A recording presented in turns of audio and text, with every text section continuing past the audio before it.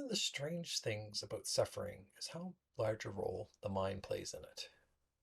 Once you can see the power of the mind to influence suffering, it'll completely change your approach to dealing with suffering. Consider the following.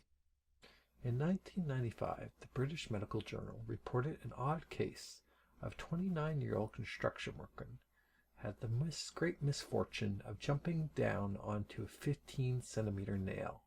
The nail went straight through his boot and out the other side. To prevent bleeding, they kept the nail in and rushed the man to the hospital.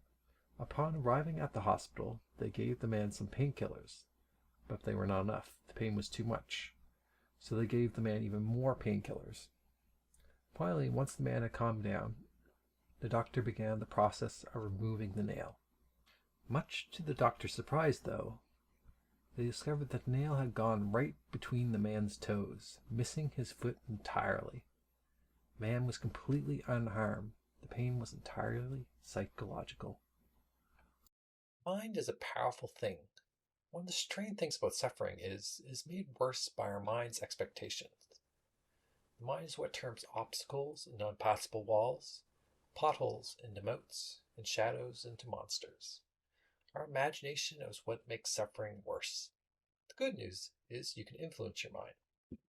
You cannot always change your circumstances, but your mind is a factor that you can have immediate influence over. Plato, the ancient Greek philosopher, described our brains as having a rational side and an emotional side to them. We like to think often that our rational side is in control, but it would appear that the emotional side is actually in the driver's seat most of the time. He compared the mind to a horse and a rider. But which is in control, the horse or the rider? The horse, the emotional side, is more powerful than the rider, the rational side. But the rider is smarter and better able to influence the horse's decisions. As the rider, you decide where you're going, but the horse decides how you get there. This is fortunate because it means we can impact our emotions that lead to suffering. A fascinating study by a group of researchers in Italy supports this idea. Dr. Fabrizio Benedetti and his team were studying a group of patients undergoing thoracic surgery. This is a very invasive surgery in which a doctor makes major incisions into the side, back, and spine in order to get at vital organs like the heart and lungs. An hour after the anesthetics fades away, the patients start to feel pain, as does happen when people are poking sharp things in you. Not ideal for surgery. To solve this, a strong dose of morphine sulfate, the good stuff that makes you happy. This is a standard procedure, but Dr. Fabrizio and his team wanted to compare some adjustments to the procedure. They divided patients into two groups. Half the patients were given a dose of morphine by a doctor at their bedside, while the other half was given a dose of morphine via hookup through an automatic pump. One would think that both groups of patients would experience the same relief from the painkillers, but that was not the case. The group that received the morphine from the doctor reported a significant reduction in pain levels. The procedure was replicated in other procedures, and the results were consistent and shocking. When patients expected to receive the treatment and knew they were receiving the treatment, it was much more effective. Conversely, when they were not expecting or did not know about the same treatment, it was less effective. Measuring pain is extremely difficult, and in the medical field, currently the best measurement for pain is self-reporting. This is because of the subjective nature of pain. Expectations play a large role in pain perception. The dentist drill or the doctor needle can bring children to tears before use, while a determined mind can resist pain for a considerable amount of time.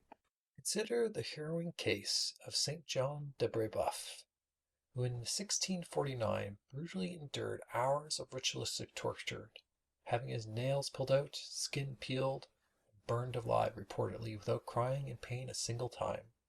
Such extreme cases can show the effect the mind has on suffering. Many of us are well aware of the placebo effect, in which our mind's anticipation of a treatment can lead to benefits. However, not only does our mind have the ability to amplify and diminish pain, our minds are powerful enough that they can make us suffer, even when pain cannot physically exist. A classic example of this is the phantom limb syndrome, a condition in which a patient loses a limb or an organ, but still feels that they have that limb. Even odder, in some rare cases, patients have chronic pain in their non-existing limb. These cases often occur when the patient's limb was paralyzed and is in a cast with pain before it is removed. Normally, the limb is amputated to prevent the chronic pain, but sometimes this does not work. So how do you cure pain in a limb that no longer exists? Neuroscientist V.S. Ramachandran found the best way to treat this condition was with a therapy in which a mirror in a box reflected the patient's working limb. This simulated in the head of a patient that their non-existent limb was still there moving. After a few sessions, the patients are often cured of their pain. The brain is tricked into thinking that their limb can move again, and then realizes they have no limb. These odd examples show how our mind plays a large role in suffering and pain perception. The mind's imagination and anticipation of pain can both create and diminish pain. I think this is best summarized by the ancient Stoic philosopher Seneca when he wrote, "We suffer more in our imagination than we do in reality." Thank you for your time. Look forward to seeing you in the next video.